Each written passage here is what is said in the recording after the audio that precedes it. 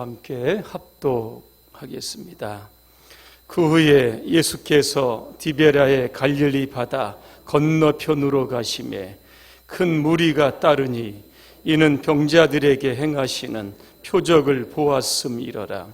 예수께서 산에 오르사 제자들과 함께 거기 앉으시니 마침 유대인의 명절인 유월절이 가까운지라.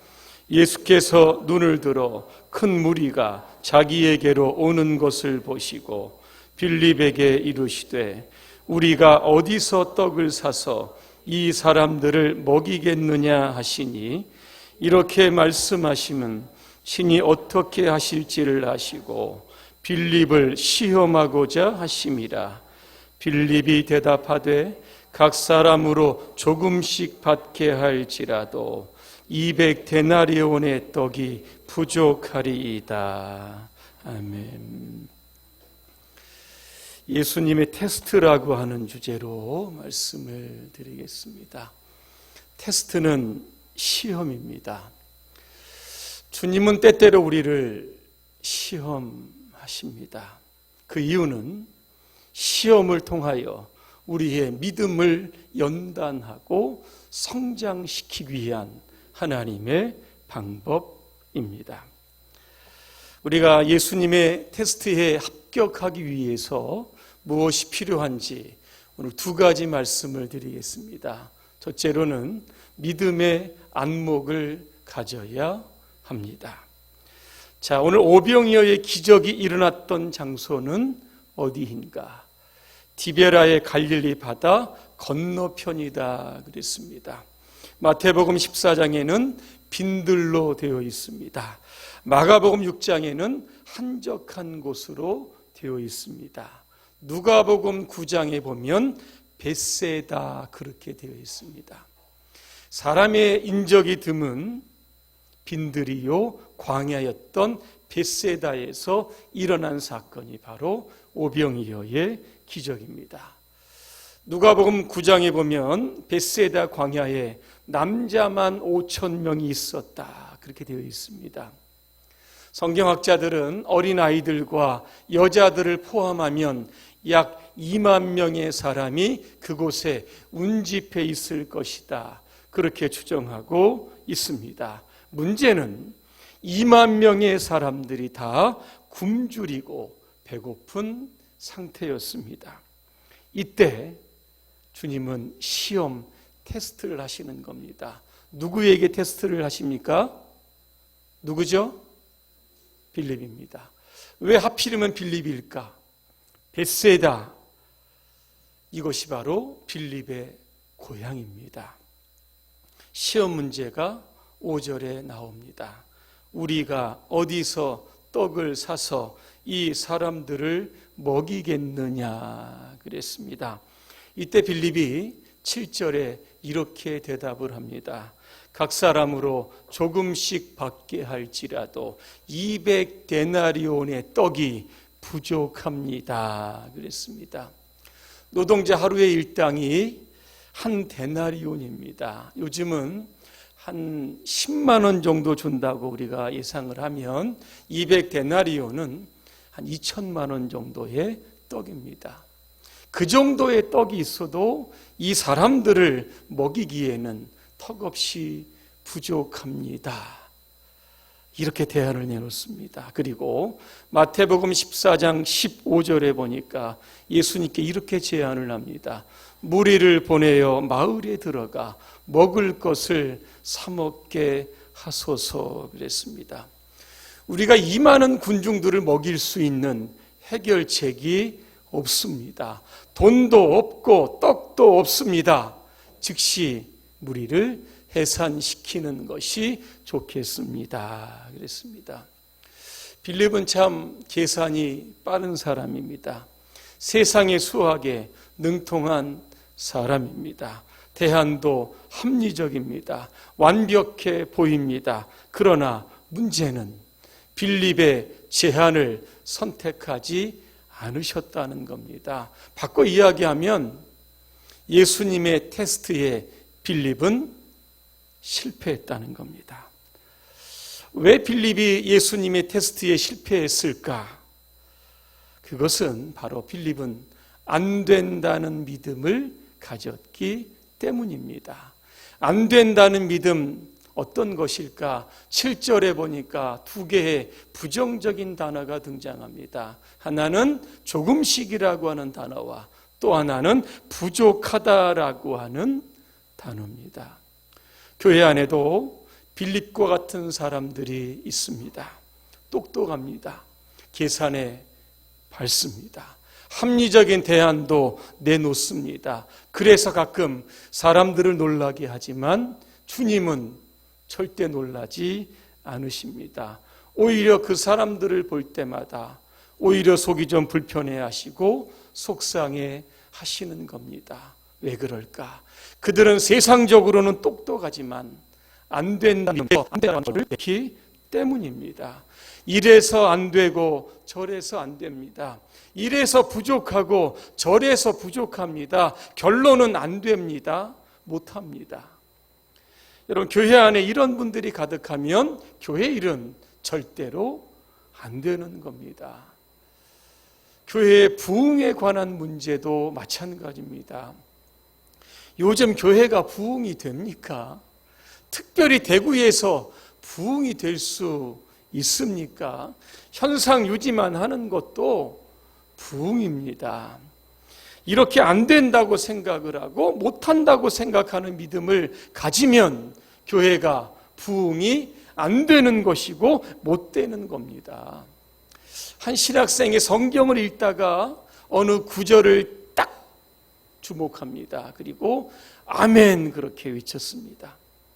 그 곁을 지나가던 한 신학 교수가 도대체 무엇을 읽었기에 그렇게 크게 아멘하냐고 물어봅니다. 이때 신학생이 이렇게 이야기합니다. 이스라엘 백성들이 홍해를 육지같이 건넜습니다. 이 장면이 너무나 감격스러워서 아멘으로 제가 화답했습니다. 이때 신학 교수가 이렇게 이야기를 합니다. 이 친구야, 그곳은 갈대밭이었어. 물이 발목밖에 차지 않는 갈대밭이었다고 지나갑니다.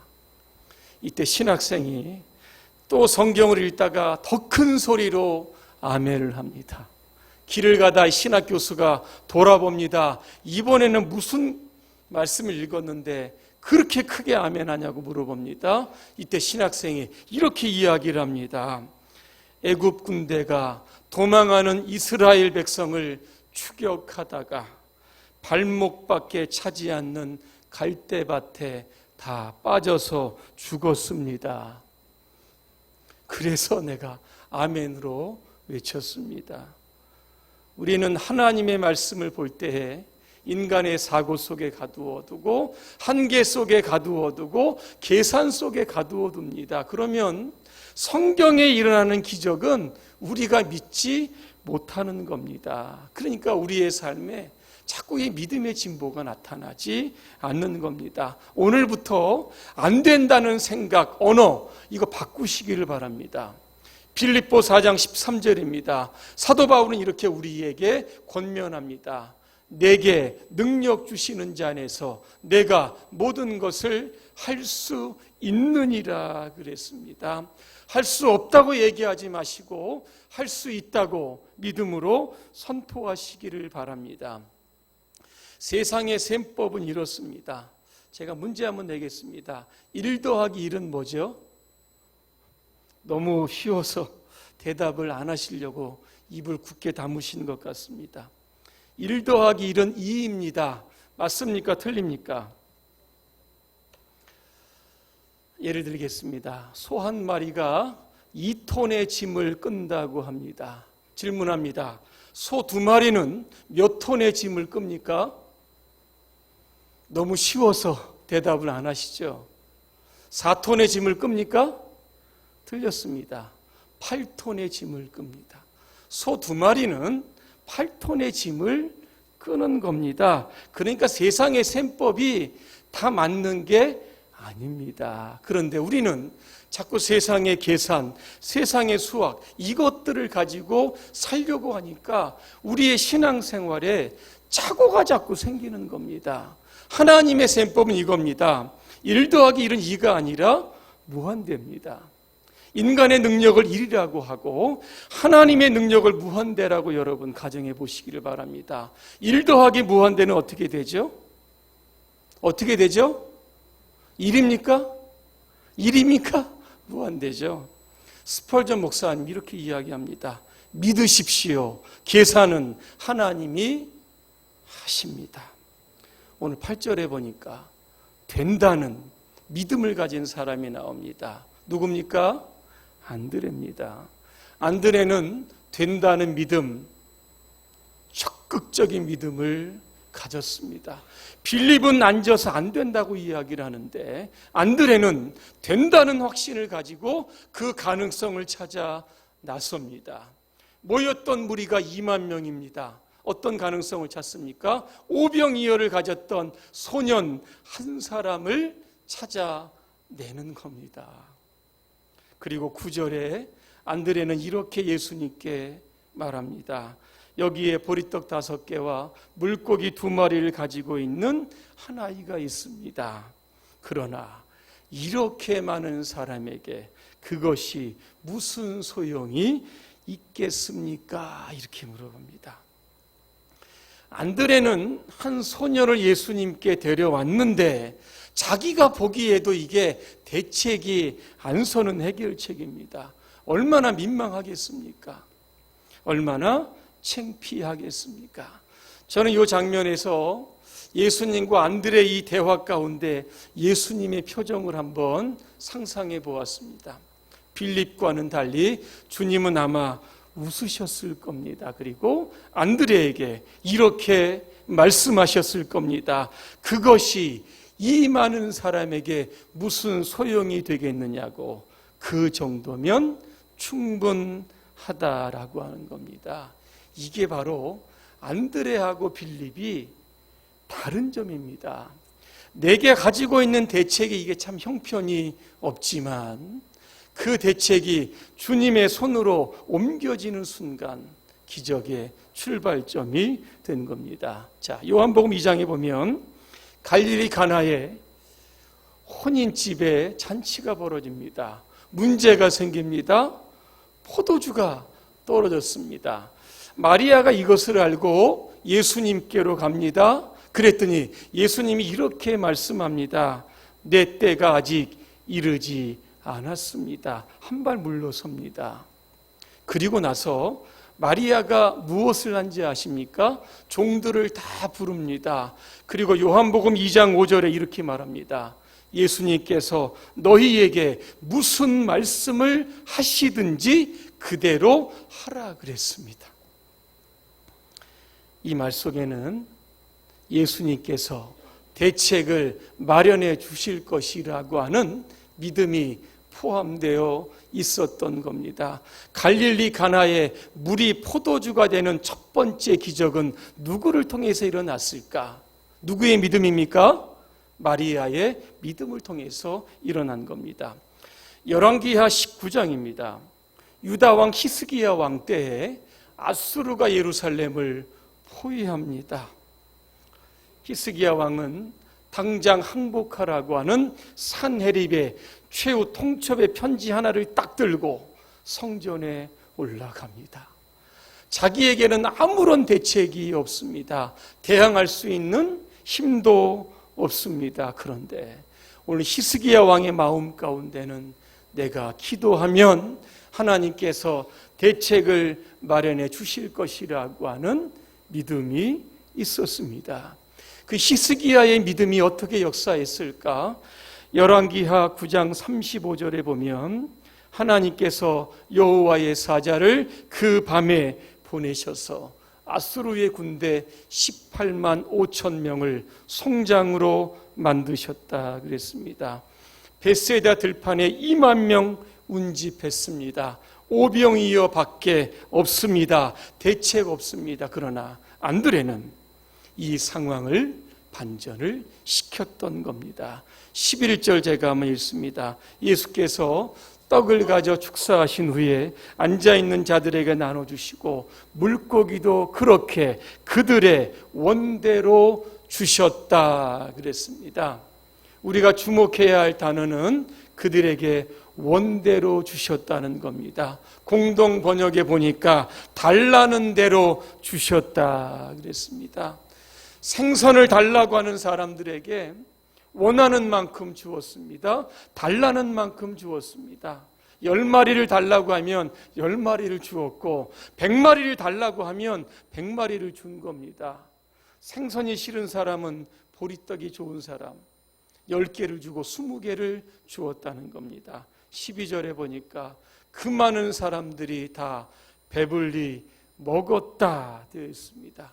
그렇게 먹고도 12바구니가 남았다 그랬습니다. 믿음의 가능성입니다. 미켈란젤로는 조각가입니다. 어느 날 잘생긴 돌 하나를 보고 감탄합니다. 그리고 이렇게 이야기합니다. 야, 다윗이 저 돌에서 걸어 나온다. 사람들은 좀 그를 보면서 이상하다고 생각을 했습니다. 미켈란젤로는 그 평범한 돌을 가지고 다듬고 깎습니다. 다윗상을 조각을 한 겁니다.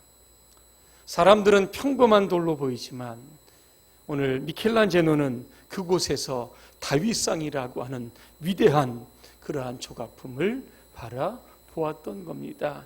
이게 믿음의 안목입니다. 우리가 세상의 셈법으로 살면 늘 부족합니다. 늘 안 되는 겁니다. 그래서 우리는 안드레처럼 믿음의 셈법으로 살아야 됩니다. 그러면 원하는 대로 먹고 배불리 먹고 그래도 남는 해피엔딩의 역사를 우리의 삶에 경험하게 되는 겁니다.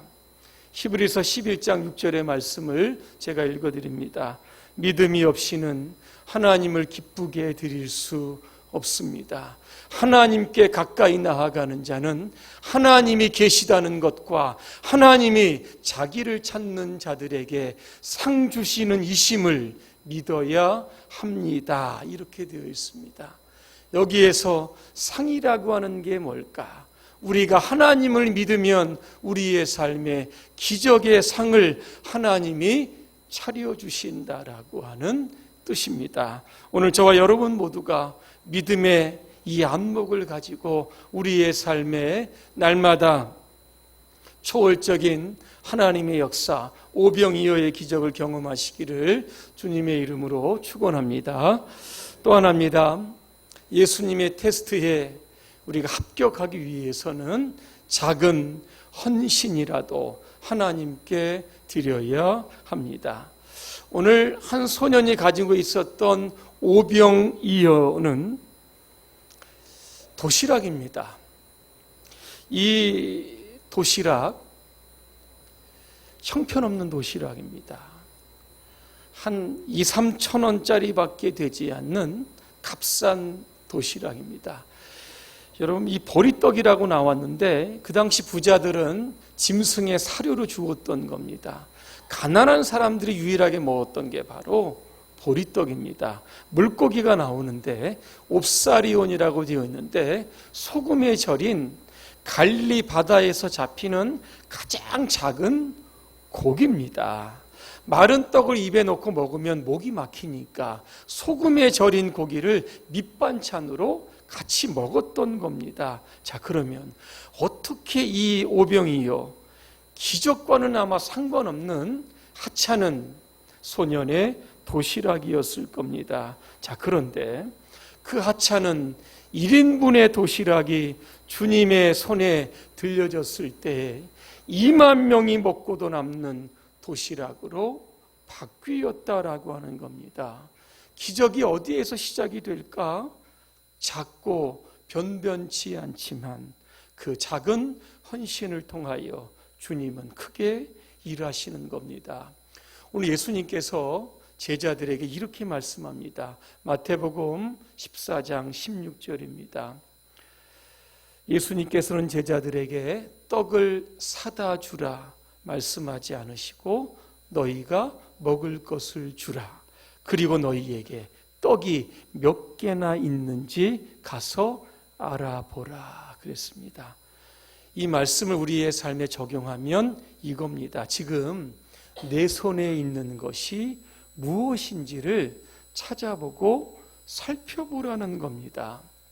하나님 미디안 광야에서 모세를 부릅니다. 출애굽하라. 이때 모세가 하도 어이가 없어서 이렇게 이야기합니다. 내가 누구간데 바로에게 가며 이스라엘 자손을 애굽에서 출애굽시킬 수 있겠습니까? 그렇게 물어봅니다. 이때 하나님 모세에게 이렇게 말씀합니다. 내 손에 있는 것이 무엇이냐 그랬습니다. 그랬더니 모세가 대답합니다. 지팡이입니다. 마른 지팡이 하나밖에 저는 아무것도 없습니다. 이때 하나님 말씀합니다. 그 지팡이를 가지고 이적을 행하라 그랬습니다. 마른 지팡이, 막대기입니다. 이거 양치는 도구입니다. 그런데 나중에 이것이 홍해를 가르는 기적의 지팡이가 되었던 겁니다. 내 손에 있으면 지팡이인데 이게 하나님께 쓰시니까 기적의 매개가 되었던 겁니다. 열왕기상 17장입니다.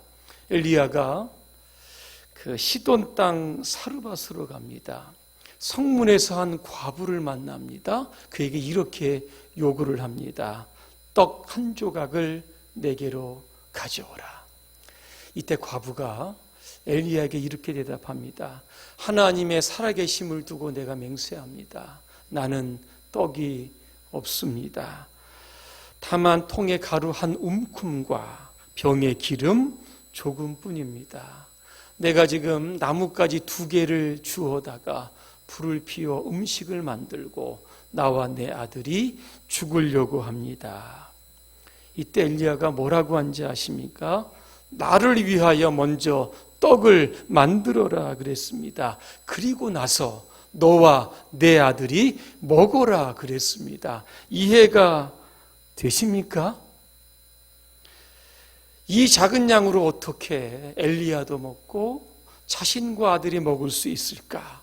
의심이 갔습니다. 그런데 오늘 이 사르밧 과부는 그 적은 양으로 떡을 만들어 엘리야를 대접합니다. 어떻게 되었을까? 열왕기상 17장 16절입니다. 여호와께서 비를 지면에 내리시는 날까지 통의 가루가 떨어지지 아니하였고 병의 기름이 없어지지 아니하였다 그랬습니다. 여러분, 적은 것 우리의 눈에 볼 때는 적어 봅니다. 그러나 이 적은 것이 하나님의 눈에 보이면 떨어지지 않고 없어지지 않는 그러한 풍성함으로 하나님께서는 되돌려 주시는 겁니다. 마더 테레사가 고아원을 세우려고 했습니다. 그런데 돈이 없었던 겁니다. 사람들은 무모한 계획을 세웠던 테레사를 향해서 비난을 하고 비웃습니다.